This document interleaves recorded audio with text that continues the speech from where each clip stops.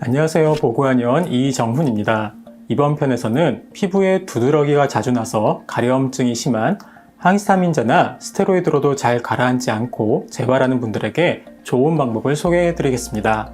피부 두드러기가 자주 나는 분들 중에 약간의 땀이 나도 열이 나면서 가려워서 견딜 수 없다 하는 분들, 특히 스테로이드나 항히스타민제로 증상이 줄어들어 괜찮았다가 다시 재발하고 재발하는 빈도와 강도도 심해지는 경우라면 지금 하고 계시는 치료와 더불어 이러한 방법을 추가해 보신 것도 한 가지 방법입니다.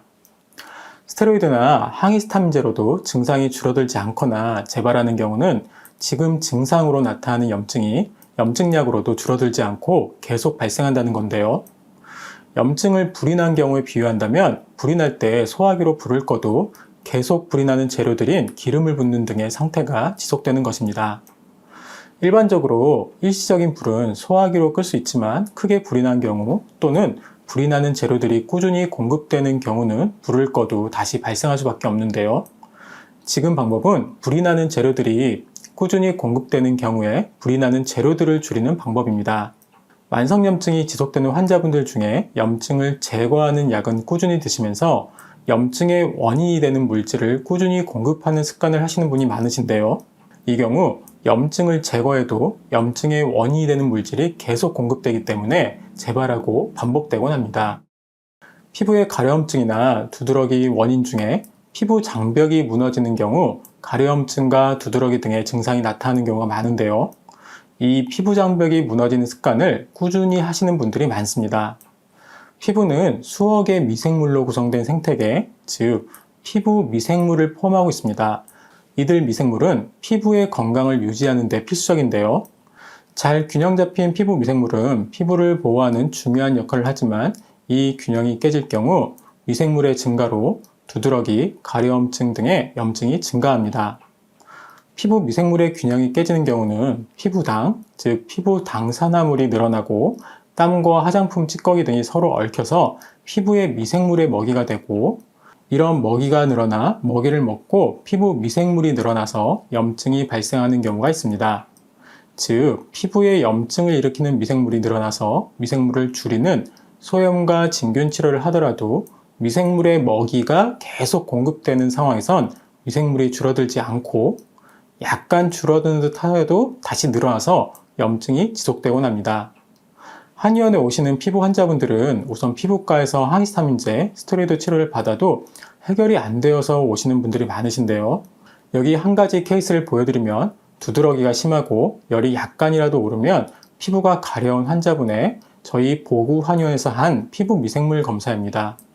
피부 미생물 검사를 하니 데모덱스와 아크네균, 아우레우스, 포도상귀균 등 여러 가지 미생물이 늘어나 있는 상황인데요. 이 데모덱스는 모낭충, 아크네균은 여드름균, 아우레우스는 포도상구균입니다. 이러한 미생물과 지질이 매우 늘어나 있는 상황이 지속되니 스테로이드나 항히스타민제를 복용해도 두드러기와 가려움증이 재발해서 한의원의 치료와 더불어서 피부 당산화물이 늘어나지 않게 식습관을 조절했습니다. 즉, 딱 저녁만 탄수화물을 줄이고 간단히 드시게 하고 수면에 들게 해서 수면 중 혈당이 오르지 않도록 하고 체중을 한 3kg 정도 감량했는데요. 이후 한의원 치료와 동시에 식습관을 개선하고 후에 피부 미생물 검사를 하니 이렇게 미생물이 줄어들고 항히스타민제와 스테로이드로도 줄어들지 않는 가려움과 두드러기가 사라졌습니다.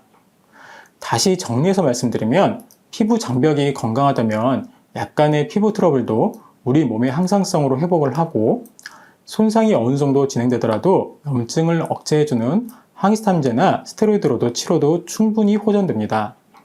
그러나 피부 장벽이 염증을 억제하는 치료로도 회복될 수 없는 경우들이 있는데요. 이런 경우는 피부 장벽을 이루는 피부 당산화물, 지질층, 피부의 미생물 등이 균형이 깨진 경우입니다. 우선 피부에 당산화물이 많이 나오지 않도록 저녁을 드시고 난 후에 주무시기 4시간 전에는 야식을 먹지 않아야 수면 중 혈당이 올라가고 피부 당산화물이 늘어나는 것을 막을 수 있습니다. 그리고 이러한 피부 당산화물과 땀, 먼지, 화장품의 찌꺼기 등이 섞여서 피부에 지질층이 만들어지는데요. 피부 지질층이 안정되도록 적절한 세안과 피부를 안정시켜주는 보습크림을 사용하면 피부에 서식하는 미생물도 안정이 되어서 약간의 자극에는 항상성을 유지할 수 있는 피부 장벽이 되어 건강한 피부를 유지할 수 있습니다. 피부가 가렵다, 두드러기가 자주 난다 하는 분들은 저녁만 탄수화물을 줄이고 속을 비운 다음 잘 때 혈당이 오르지 않게 하고 주무시는 걸 권하고 싶습니다. 체중이 줄어든과 동시에 가려움을 유발하는 미생물이 먹이인 피부의 지질층도 줄어들고 먹이가 줄어드니 미생물도 줄어들어서 가려움과 두드러기를 유발하는 염증이 같이 감소합니다. 이상 피부에 두드러기가 날 때 추천하는 꿀팁인 수면 중 혈당 줄이기에 대해서 말씀드렸습니다. 내용이 조금이라도 도움되신다면 좋아요, 구독 부탁드립니다. 항상 건강하세요. 이상 보구보감이었습니다.